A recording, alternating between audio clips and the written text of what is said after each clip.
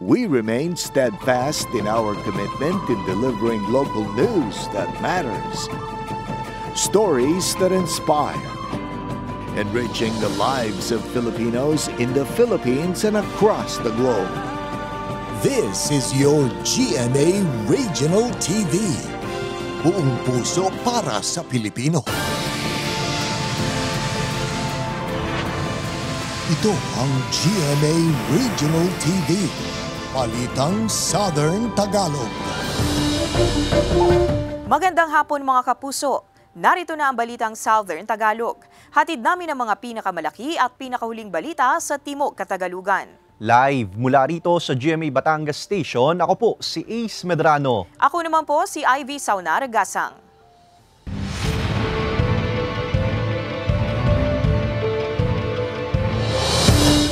Umarangkada na ngayong araw, October 19, ang 10 araw na campaign period para sa Barangay at Sangguniang Kabataan Elections 2023. Nagsimula na ring magbahay-bahay ang mga kandidato. Para sa detalye, makakasama natin live si Paul Hernandez. Paul?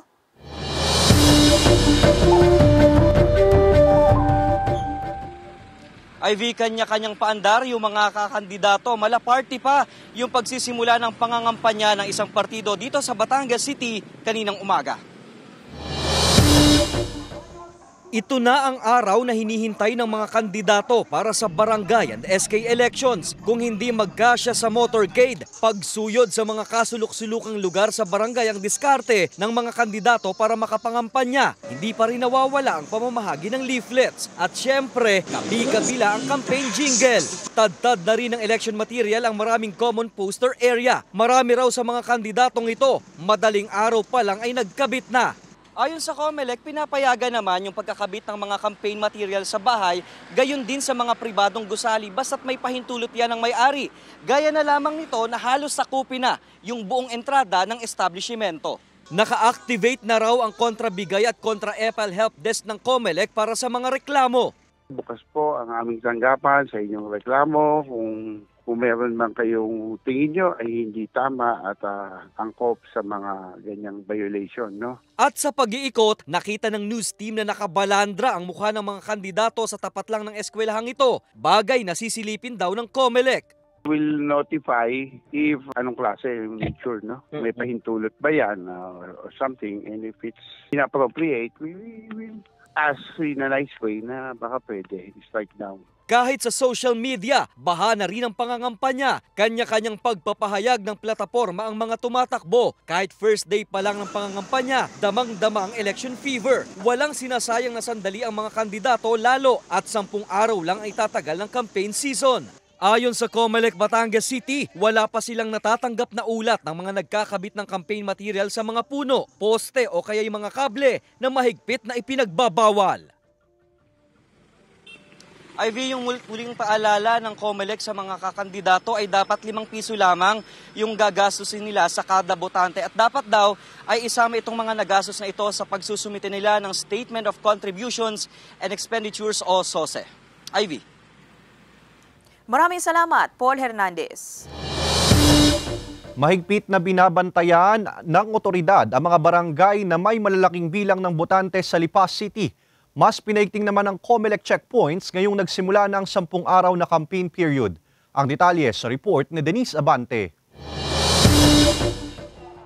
Kabi-kabilaan na ang mga pagpapakilala, paglalagay ng mga tarpaulin, pamamahagi ng tarheta at pagbabahay-bahay na rin. Ilan lamang yan sa mga pamamaraan ng mga kakandidato para sa unang araw ng campaign period ng Barangay at Sangguniang Kabataan Elections ngayong araw, October 19. Sa Lipa City, mahigpit na nakabantay ang kapulisan sa mga major transit points at ang mga malalaking voting population sa lungsod. Aside po dito sa atin pong checkpoint operations, meron din tayong kinakandak na spot checkpoint doon po sa ibang mga boundaries ng bayan ng Lipa. Ang Barangay Sabang, then ito pong Barangay Marawoy at Barangay Inusluban. Ayon sa COMELEC Lipa City, 3 na ang naisuhan nila ng show cause order bago pa lamang ang simula ng campaign period at umaasang hindi na madaragdagan pa ang mga ito. Ipinapayo nila sa mga kandidato na sumunod sa campaign guidelines na inilabas ng Commission on Elections. Meron na tayong anti-EPAL committee kung saan gusto nating ipatupad ng maayos ang ating yung campaign goal. So kung sakali na merong mga lalabag doon, hindi naman din automatic na sila ay nag-disqualify. Unang-una, i-issuehan muna sila ng show cause order at i-require ang mga lumalabag na magpaliwanag. At base doon sa kanilang sagot, i-determine ng aming committee kung kakasuhan ba sila o hindi. Sa inilabas na last-minute instructions ng COMELEC para sa pangangampanya, kabilang dito ang pagbabawal ng mga campaign posters na lalampas sa 2 feet by 3 feet ang sukat, political posters na walang nakalagay kung sino ang nagbayad at ang mga tarpaulin na lumalabag sa karapatang pantao o makikitaan ng diskriminasyon. Sa pag-iikot ng COMELEC Lipa City sa mga barangay sa lungsod, wala pa silang naitatala na red flag barangay o yung nakikitaan ng posibleng pagkakaroon ng alitan o kaguluhan. Umaasa ang COMELEC at Lipa City Police na magiging mapayapa ang pangangampanya ng barangay at SK Elections 2023 kaya mas hihigpitan nila ang pagbabantay sa lungsod. 10 araw lamang ang itinalagang campaign period para sa mga kandidato na matatapos sa October 28, 2023. Kasama si Kel Ravaca, Denise Abante, Balitang Southern, Tagalog.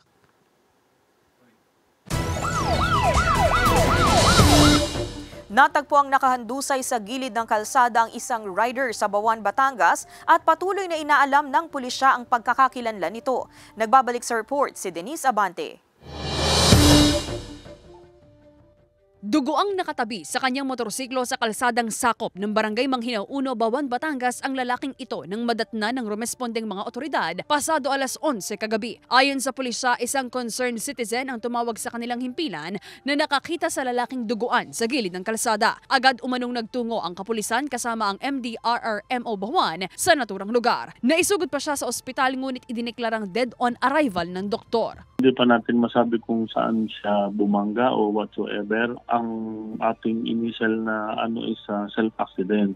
However, hanggang ngayon po ma'am, for information, wala pong nakiklaim. Most likely baka hindi siya taga-Bawan. Nakasuot ng puting sando at khaki shorts ang lalaki na ayon sa pulisya ay nasa 5'5 hanggang 5'6 ang taas at may tattoo sa magkabilang bahagi ng kamay. Sakay siya ng motorsiklong may plaka na 7375DB at chassis number KVR 1001335. Kasalukuyang nasa isang ospital pa sa Bawan, Batangas ang mga labi ng biktima habang hinihintay pa ang posibleng mga kaanak nito. Kung sino man pong nakakakilala based doon sa description na nating naibigay, maaari pong makipag-ugnayan sa himpilan ng pulisya dito po sa BAP. Kami po ay willing naman kayong tulungan para maiuwi ninyo yung labi ng inyong kamag-anak. Denise Abante, Balitang Southern, Tagalog. Nagpapatuloy ang degassing activity ng Bulkang Taal kung saan 7 volcanic earthquakes ang naitala ng PHIVOLCS base sa kanilang 24 oras na monitoring. Ang detalye sa report ni Paul Hernandez. 7 pagyanig sa Bulkang Taal nitong magdamag ang naitala ng state volcanologist na PHIVOLCS. At sa huli pa nilang surveillance, mahigit 7,000 toneladang volume ng sulfur dioxide ang pinakawalan nito. Hirap umanong makakuha ng datos ang PHIVOLCS dahil sa pag-uulan sa lawa ng Taal. Yung last measurement namin was 7,660 tons per day no October 16. Hindi kami makapag-measure kasi yun na nga, kapag maulan, hindi maganda yung data. May degassing ito ngayong araw. Ang smog niyan napapadpad sa kanlurang bahagi ng Batangas. Kalmado ang lawa ng Taal kumpara ng mga nakakaraang araw at linggo. Walang malakas na hangin na nagtutulak sa tubig nito sa Pampang. Kasi minsan kapag mahangin, malakas yung alon dyan. Actually, yung wind speed ngayon, kadang umaga, 3 meters per second lamang. Gayunman, hindi ito nangangahulugan na dapat pumalaot malapit sa Bulkang Taal na nasa alert level 1 pa rin sa kasalukuyan. Samantala, kamakailan lamang ay isinagawa ang pagsusuri sa main crater lake sa bulkan. Kumuha ang mga eksperto ng water samples mula rito at minonitor ang temperatura ng tubig. Gagamitin ito para sa geochemical analysis at pag-aaral sa patuloy na aktibidad ng bulkan. Kasama si Buhay Adante Jr., Paul Hernandez, Balitang Southern Tagalog.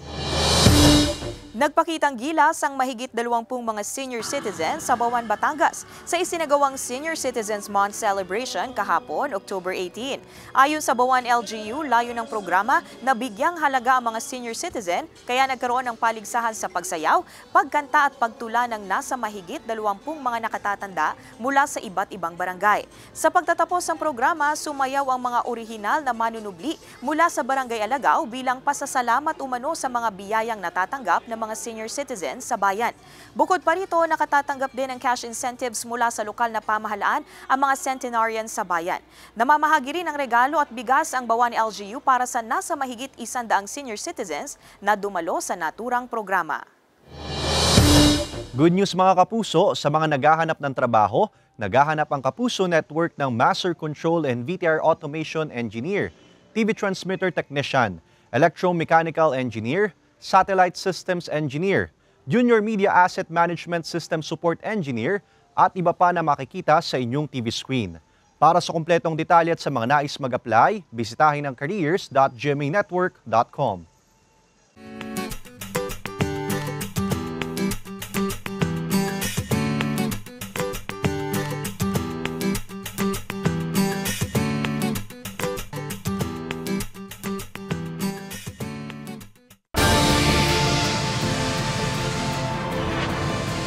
Ito ang GMA Regional TV, Balitang Southern Tagalog.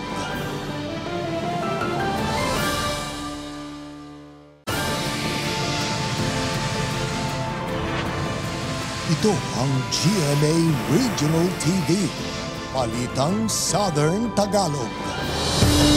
Pumanaw na rin ang ina na sospek sa pagpatay sa dalawa nitong anak sa Magallanes, Cavite. Narito ang report ni Paul Hernandez. Madaling araw nitong Miyerkules, pumanaw na sa ospital ang inang sospek sa pagpatay sa dalawa nitong anak sa Barangay Pacheco, Magallanes, Cavite. Naglaslas din siya sa leeg matapos umanong maisagawa ang krimen sa 3 taong gulang at 4 na taong gulang niyang mga supling. Kung mapapansin po natin ay talagang medyo malalim din yung laslas o yung hiwa sa kanyang leeg dahil doon sa tinamo niyang sugat na doon sa pinaniniwalaan naming cutter na ginamit. Nangyari ang krimen sa loob ng bahay ng mag-iina. Nasa trabaho ang padre de pamilya ng sandaling yon. Ayon sa mga otoridad, dala ng depresyon at kakaisip sa mga umunoy pagkakautang kaya nagawa ng sospek ang panggigilit sa mga biktima. Kasama rin sa iniimbestigahan ng pulisya ang umano'y papel na nakita sa nanay na sospek sa ospital. Walang na-recover na papel ang pulisya pero may nakapagsabing nakapagsulat daw ang ina. Natakot ito kaya siguro sa aking pananaw, naisip niya na talagang huwag aminin. Kaya kumbaga iligaw lang yung sinasagawa nating investigasyon. Regarding yung sa insidente, kung hindi ako nagkakamali sir, nakasulat doon lalaki, bonnet, itim. Labis ang pangungulila ng padre de pamilya sa magkakasunod na pagkawala ng kanyang mga mahal sa buhay. Wala pa siyang tugon sa text at tawag ng GMA Regional TV Balitang Southern Tagalog nang hinga nito ng pahayag. Pero sa salaysay umano nito sa pulisya, naniniwala siyang walang foul play sa nangyari. Wala naman pong nasira o wala man lang na ulong bagay. Even yung electric fan nga po, intact. Wala po tayong nakitang forcible entry. Nakaburol na ang ina kasama ang dalawa niyang anak. Nagpapatuloy pa ang investigasyon ng mga otoridad sa kaso. Paul Hernandez, Balitang Southern Tagalog. Tumaob ang isang bangkang pangisda sa dagat sa Infanta, Quezon. Nailigtas naman ang mag-asawang sakay nito. Nagbabalik sa report si Paul Hernandez. Pabalik na sana sa kanilang bahay mula sa pangingisda sa Barangay Boboin sa Infanta, Quezon ang mag-asawang Samuel at Melanie Romantico nang biglang hampasin ng malakas na alon ng sinasakyang bangkang pangisda nila. Mabilis umanong tumaob ang bangka nang pasukin na ng tubig ang loob nito. Nakalangoy raw agad papalayo si Samuel pero naiwan ang asawa nito. Tumawag po dito sa aming opisina. Sabi nga daw po yung kanyang asawa ay naiwan ay sobrang lalaki ng alon tapos hindi pa marunong maglangoy. So yung pong aming team, pumunta kaagad, nag-coordinate kami sa Coast Guard. Pambenta sana ang mga makukuhang lamang dagat ng mag-asawa pero nauwi sa aksidente ang hanap buhay nila. Walang bagyo sa lugar at walang nakataas na gale warning o pagbabawal na pangingisda sa lugar. Based dun sa pag-asa, lang po heavy rainfall kami. Wala naman pong sulat na bawal lumaot. or mamangka. Kaya lang po ay sobrang lakas po ng ulan tapos may kasamang hangin. Nagdulot umano ng trauma sa ginang ang pangyayari. Wala namang sugat ang mag-asawa at nakauwi na rin sila sa kanilang bahay. Paul Hernandez, Balitang Southern Tagalog. Mga kapuso, bukas, araw ng Biyernes, October 20, mawawala ng supply ng kuryente ang ilang barangay sa bayan ng Laurel at sa bayan ng Talisay, Batangas. Sa pagitan ng alas 8 ng umaga hanggang alas 4 ng hapon, bunsod ng annual preventive maintenance ng Laurel Substation, kalinsabay ang paglilipat ng mga poste at row clearing ng mga linya.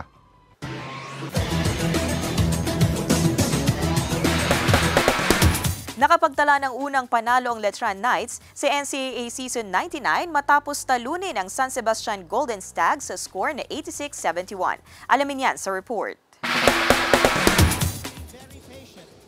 Winless no more dahil tinuldukan na ng defending champion na Letran Knights ang kanilang sunod-sunod na pagkatalo matapos nilang patumbahin ang San Sebastian Golden Stags kahapon. Nagtapos ang laro sa score na 86-71. Mas ipinakita ng Letran Knights ang pag-angkin nila ng pagkapanalo kahit wala ang team captain ng koponan. Nakuha ng Knights ang 20 points na kalamangan sa Golden Stags sa first half. Hanggang sa mga sumunod na quarter, nahirapan ang Golden Stags na mapaliit at mahabol ang puntos. Mas naging maganda rin ang pinakitang depensa ng Letran Knights para maprotektahan ang kanilang panalo. Samantala, abangan ang tapatan ng Benil Blazers kontra EAC Generals na susundan ng bakbakan ng San Beda Red Lions kontra San Sebastian Golden Stags. Tutukan bukas, October 20, sa GTV alas 2 at alas 4 ng hapon. Ivy Saunargasang, Balitang Southern Tagalog.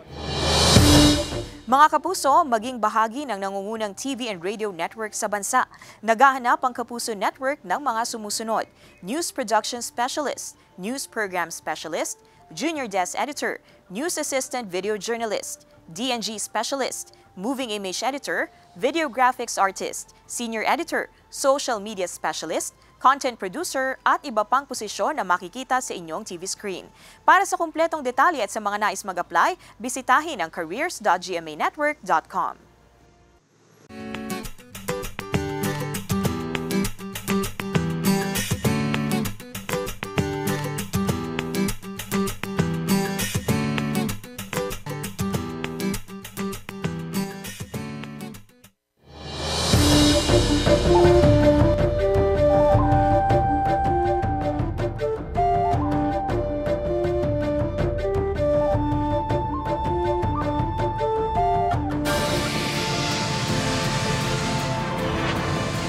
Ito ang GMA Regional TV, Balitang Southern Tagalog.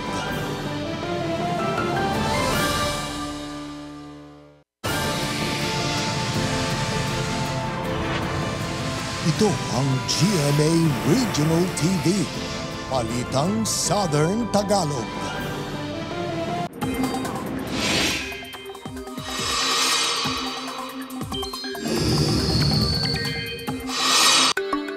Mga kapuso, walang namamataang sama ng panahon o bagyo sa ngayon, pero uulanin pa rin ang ilang bahagi ng bansa dahil sa iba't ibang weather systems. Kabilang dyan ang northeasterly surface wind flow o hangin na galing sa hilagang silangan. Gayon din ang shear line. Ang shear line ay binubuo ng makakapal na ulap dahil sa pagsasalubong o convergence ng northeasterly winds at easterlies. Magdadala ito ng maulap at maulang panahon sa mga apektadong lugar. Posible rin ang localized thunderstorm sa ilang lugar. Base sa datos ng Metro Weather, may tsansa ng kalat-kalat na ulan sa ilang bahagi ng Rizal, Cavite, Laguna, Quezon, Mindoro at Palawan. Mababawasan naman ang pag-ulan pagsapit ng gabi. Posible rin ang ulan sa natitirang bahagi ng bansa gaya ng Visayas at Mindanao. Isinailalim sa state of calamity ang bayan ng Boac, Marinduque dahil sa tumataas na kaso ng rabies. Samantala, nakapagtala na rin ang kaso nito sa isa pang bayan sa probinsya ayon sa Provincial Veterinary Office. Ang detalye sa report ni Hazel Alviar. Kuha ang videong ito ng Animal Disease Investigation Team ng Provincial Veterinary Office ng Marinduque sa isang barangay sa bayan ng Boac kung saan idineklara ang state of calamity dahil sa pagtaas ng kaso ng rabies. Ayon sa ProVet, isa lang ito sa mga asong itinuturing na rabid dog o positibo na may rabies. Aabot na raw sa 30 barangay ang may positibong rabies sa mga alagang aso, habang isang binatilyo naman ang kumpirmadong namatay matapos kagatin ng asong may rabies. 6 na samples ang kasalukuyan nilang hinihintay ang resulta mula sa confirmatory test na isinagawa ng Regional Animal Disease Diagnostic Laboratory sa Mindoro, habang 11 karagdagang samples ang nakatakdapan nilang ipadala. Sa nag-positive, ang confirmed case namin sa hayop ay meron na kaming 2. Sa inilabas naman na Executive Order No. 32/2023 ng Pamahalaang Panlalawigan, bumuo sila ng Provincial Anti-Rabies Council at ipinag-utos ang pagkontrol sa mga stray dogs. Sa rabies outbreak, ang impounding ay hindi tulad ng ordinary days na i-impound mo yan, aalagaan, sisinupin. Samantala, ang ilang sintomas ng rabies sa mga hayop ay ang pananamlay o panghihina, hirap sa paglunok, labis na paglalaway o pagbula ng bibig, namamaos o hirap kumahol, biglang umaatake o nang-aaway, hirap kumilos o pagkaparalisa at pagdudumi, na ipapasa naman ito sa tao sa pamamagitan ng kagat at kalmot ng mga hayop. Hazel Alviar, Balitang Southern Tagalog. Unti-unti nang umuusbong ang mga damo sa ibabang bahagi ng Bulkang Taal. Ang muling pagtubo ng mga talahib, senyales na malusog ang lupain sa Taal Volcano Island ayon sa Protected Area Management Board, Taal Volcano Protected Landscape. Ang detalye sa report ni Paul Hernandez.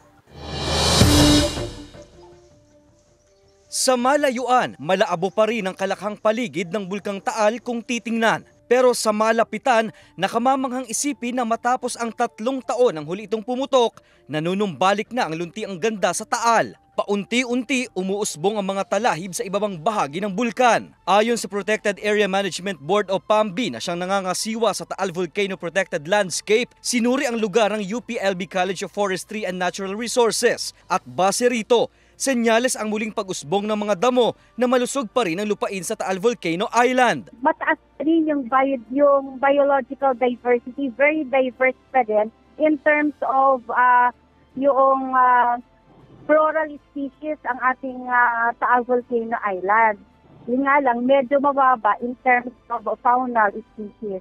Nakatulong din umano ang pagbabawal na pasukin ng Taal Volcano Island para sa natural regeneration and recovery ng bulkan. Lalo at itinuturing na rin naman daw itong permanent danger zone. Posibleng abutin pa ng 10 taon bago pa makitang tuluyan ang dating lunti ang lugar. Yung continuous na hindi magkakaroon ng activity si Volcano Island, I mean 10 years siguro ay medyo babalik talaga.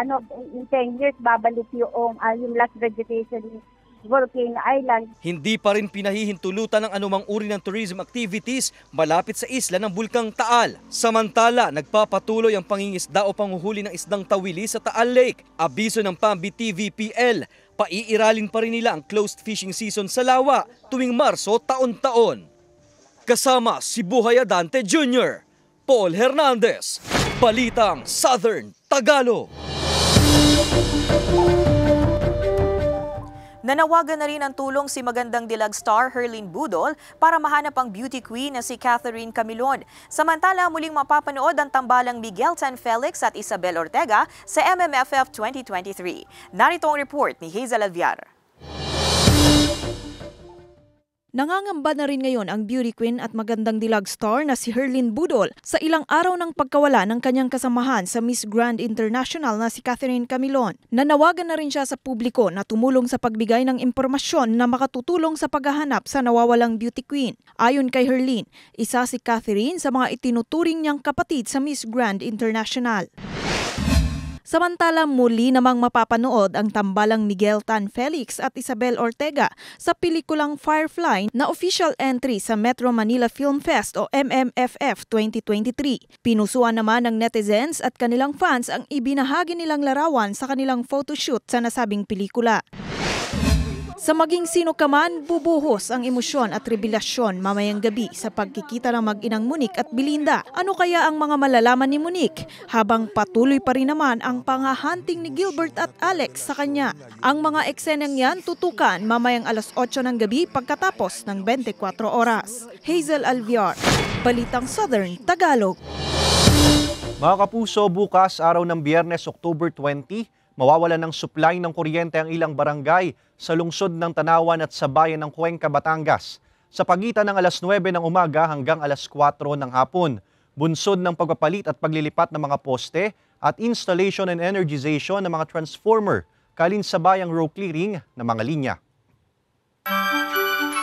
Binuksan na sa publiko ang underwater-themed na Christmas display sa Pola Oriental, Mindoro. Silipin yan sa report ni Paul Hernandez. Animoy sumisisid ka sa ilalim ng dagat sa mga higanteng Christmas display. Tampok ang mga sea creatures sa open grounds ng Municipal Hall ng Pola Oriental, Mindoro. Patok sa mga bumibisita ang kanilang underwater-themed na pailaw. May pagong, mga jellyfish at iba pang crustaceans. Simbolo raw ito ng pagbangon ng Pola mula sa hagupit ng oil spill na tumama sa kanila ngayong taon. Hindi raw biro ang pinagdaan ng dagok ng mga Polenyo dahil sa oil spill crisis. Ipakita namin na kami ay bumabangon through Christmas lights, kahit yung mga simpleng bagay na magbenta yung mga fisher folks natin na nandoon sa malapit sa Christmas light, makakabenta sila ng kung kahit anong maliit na bagay. Bayanihan ng mga kawani ng LGU sa pagbubuo ng kanilang tinaguriang Festival of Lights. Ang pondo mula raw sa iba't ibang departamento ng munisipyo. Hindi na nga raw kailangan pumunta sa ibang lugar para makapamasyal. Busog na ang mga mata mo sa mga maniningning na LED lights, enjoy pa sa food trip. Yung mga aming mga department heads, nag-ambag-ambag sila para hindi na kami kumuha sa pondo ng gobyerno kasi wala nga. So yun, sobrang ganda namang lumabas. Araw-araw may enjoy ang sightseeing mula alas 6 ng gabi hanggang alas 10 ng gabi. Hanggang Enero ang itatagal ng pailaw. Paul Hernandez, Balitang Southern Tagalog. Mga kapuso, simula na nga po ng pangangampanya o campaign period para sa BSKE. Kaya po, tandaan ang do's and don'ts sa pangangampanya. Maging mapanuri po tayo sa ating mga iboboto at nawa po ay makapaghalal tayo ng mga kandidato na totoong may puso. Samantala, mapapanood niyo po ang episode na ito at iba pang pinakahuling lokal na balita sa official website ng GMA Regional TV, www.gmaregionaltv.com. Pwede rin kayong bumisita sa aming official YouTube channel, GMA Regional TV, at i-click ang subscribe button para sa pinakamaiinit na balita mula sa rehiyon. Dahil sa GMA Regional TV, local news matters. Mga kapuso, 67 days na lang, Pasko na. At yan ang mga pinakamalaki at pinakahuling balita sa Timog Katagalugan. Maraming salamat sa pagsama sa amin, pati na mga kapuso sa ibang bansa na tumutok sa mga balita sa rehiyon. Kami ang GMA Regional TV, Balitang Southern Tagalog. Buong pwersa para sa mas malaking misyon at mas malawak na paglilingkod sa bayan.